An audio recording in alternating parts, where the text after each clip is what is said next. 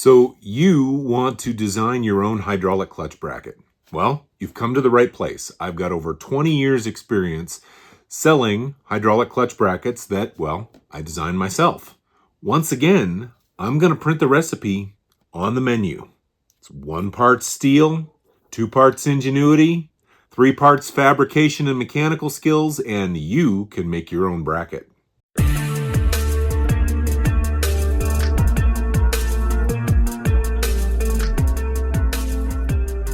Greetings, fellow DIYer, and welcome to my video. As I said in my open, I've been making hydraulic clutch brackets for years. These are all slave cylinder type brackets designed to mount to either tabs on the side of the transmission, as in this T5 bracket, or designed to mount to the actual transmission mounting tabs themselves. In other words, this bracket sandwiches the mounting tabs of the transmission between it and the bell housing.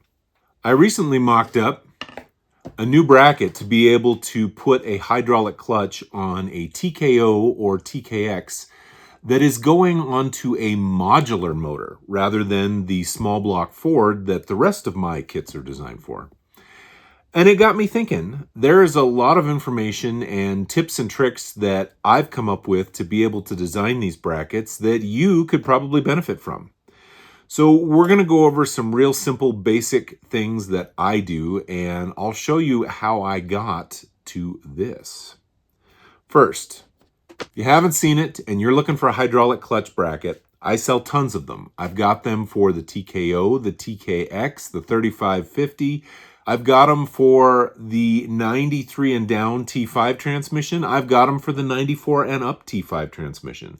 Lots of options there on my website, but that's not why you came. You came to get some information on how to make your own bracket.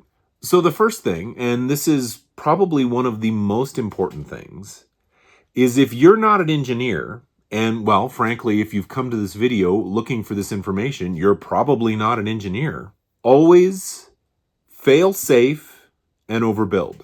In other words, always design it in such a way that if for some reason what you've built catastrophically fails, there's still some measure of safety with it, and then overbuild. And overbuilding is really pretty simple. I use my 20 plus years of experience to determine how much material or how thick something should be, and then I increase it. This flush mount type bracket that mounts to those transmission tabs and then has the slave cylinder fit right here could probably be okay with 1/4 inch material, but that is 3/8. This bracket right here that is 1/4 inch material could probably be done with 1/8 inch material, but again, you want to overbuild. Now, you're probably wondering, why can I get away with 1/4 inch on here and 3/8 right here? It's all about the direction of force. So let's say this is mounted to the side of your transmission.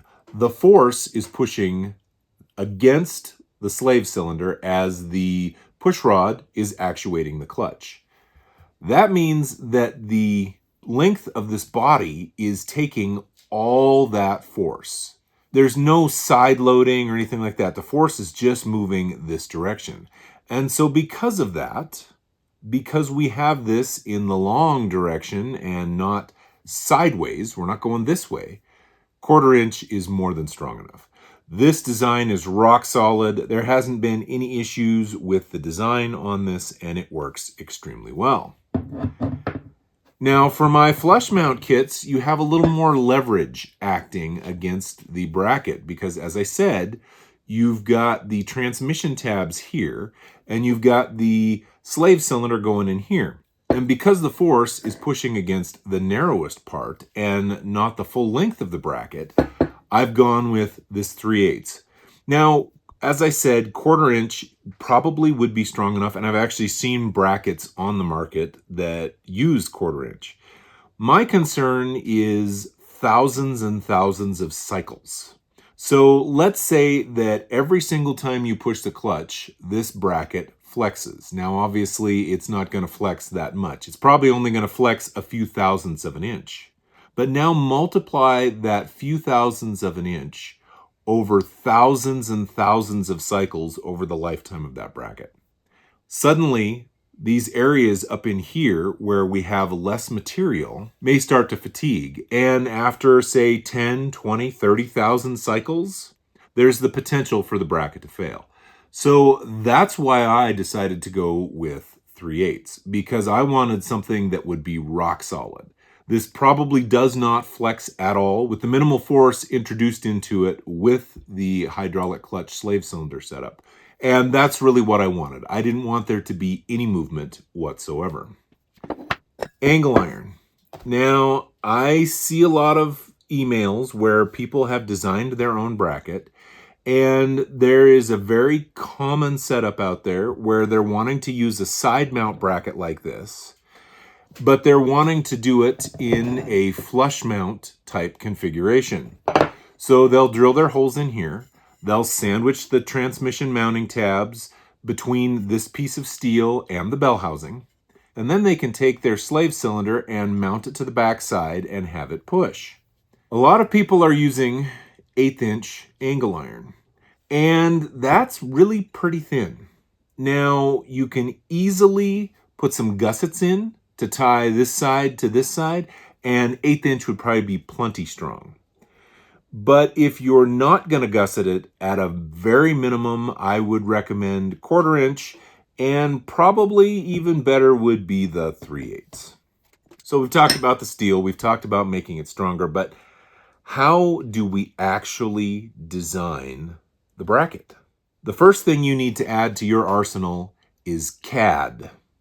Now, if you're not familiar with what that means, it's cardboard aided design. Yeah, you thought I was going somewhere else with it, didn't you?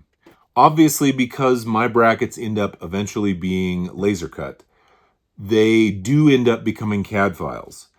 But for the purpose of mocking things up, cardboard is your friend. You can draw on it, you can cut it, you can tape it back together. There is so much you can do with cardboard to get your initial shape, and then from there, you can transfer it to, say, wood, or go directly to steel to get your bracket mocked up for its final application.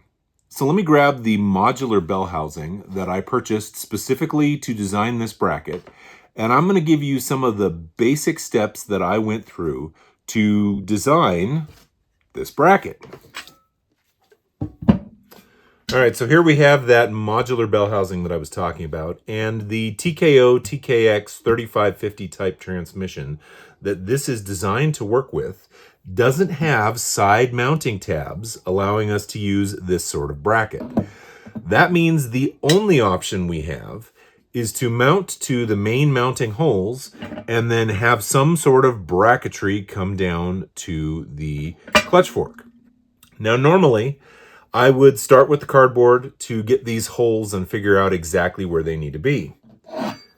But this is a 3550 TKO TKX bracket specifically for a 302 type bell housing, which means I've already got this general shape and these holes. Now, the holes are obvious.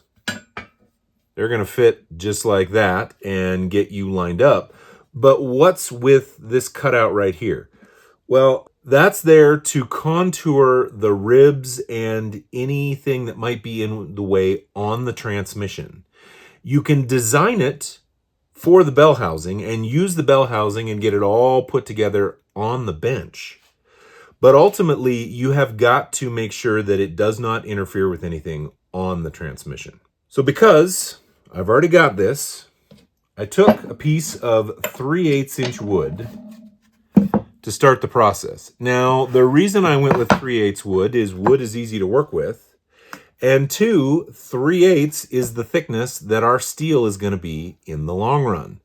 So this allowed me to mock this piece of wood up, to hold it up to the transmission, to make sure that everything was correct, and get it right with the ease of wood.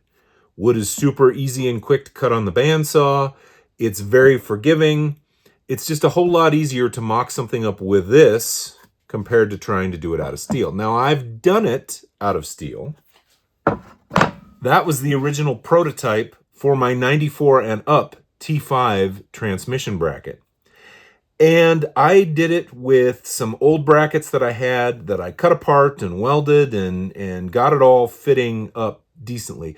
But that took a lot more time than making it out of wood. So that would be my initial recommendation. Get it out of wood, get everything just the way you want it, and then you can transfer it to steel. All right, so I am going to start by transferring these holes and this contoured shape to this piece of wood. We're just going to take a Sharpie, like that, and like that. And then I'm going to use a transfer punch to get in there and get my holes marked out. And once I've done that, we can cut this piece of wood and start roughing in our shape.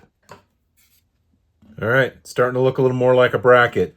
I cut the general shape in. I left most of my line. We're going to do some contouring and some shaping when it's all said and done. And I drilled my holes.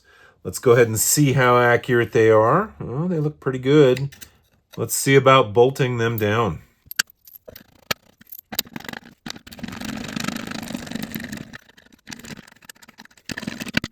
The only other thing that's super critical is where we mount this slave cylinder.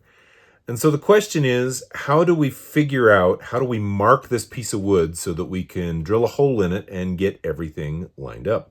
This is where a little bit of information will really help you out. So here we have the clutch fork. My kits all utilize this inner hole on the clutch fork because this nice spherical bearing that I sell with my push rods fits beautifully in said hole. This has got a little bit of a point on it. It's rounded, but it allows us to mark the wood and know exactly where it needs to go. So if I slide this down into place and I push it up against the wood, we are almost completely there.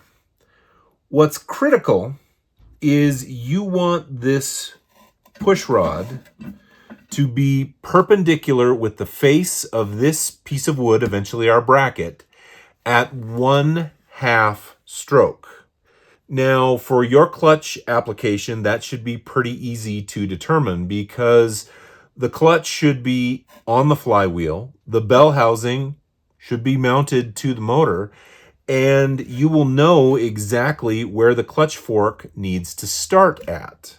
And then from there, you simply have to move the push rod 1/2 inch. Now, obviously, that's easier said than done with the clutch set up, but that allows you to take that measurement and know where in this window 1/2 of the clutch fork stroke actually is. From there, you can remove the bell housing and take it to the bench and get things a little more accurate. All right, we'll flip this over so that you can see it better. In the case of my brackets, because they're somewhat universal, I basically centered my clutch fork in the center of the clutch fork window because I don't know how people have their ball stud set up inside the bell housing. And so I had to make it somewhat universal, and so I just made the center of the window the center of the stroke. Again, to really do it accurately and correctly, you want it to be perfectly perpendicular to this piece of wood at 1/2 stroke. So now, how do we get that perpendicular? I like 1, 2, 3 blocks, but if you don't have machining tools in your shop, just using something that is square will get the job done. And we just need it to be lined up in 2 directions. So we're good that direction. We're good that direction. We want to make sure that the clutch fork is relatively centered in this window, and it looks like it needs to be moved just slightly. And once we have met all those parameters, we can simply push down on the clutch fork, and that's going to leave a little divot in the wood, and we know now exactly where to drill our hole. Once we have our hole drilled, we can position the slave cylinder in the hole. I actually like to make it a tight fit so that we're eliminating any variable on the initial mock-up.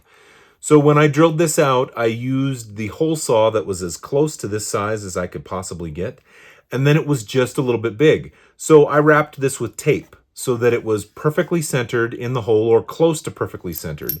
And then from there, that gave me my position to be able to use a transfer punch to get these two holes positioned correctly. Obviously, had to do it like that so that the bleeder would be up. But this slave cylinder is universal, so it really doesn't matter. You want it to be perpendicular vertically to where the ground is going to be. And we have the configuration of where the ground is going to be based on the bell housing. From there, it's all about contouring. Once we have our hole drilled, we have these holes drilled, you can then begin to mark the edge of the board exactly where you want it to be. You want to leave enough material to make sure that it is strong enough.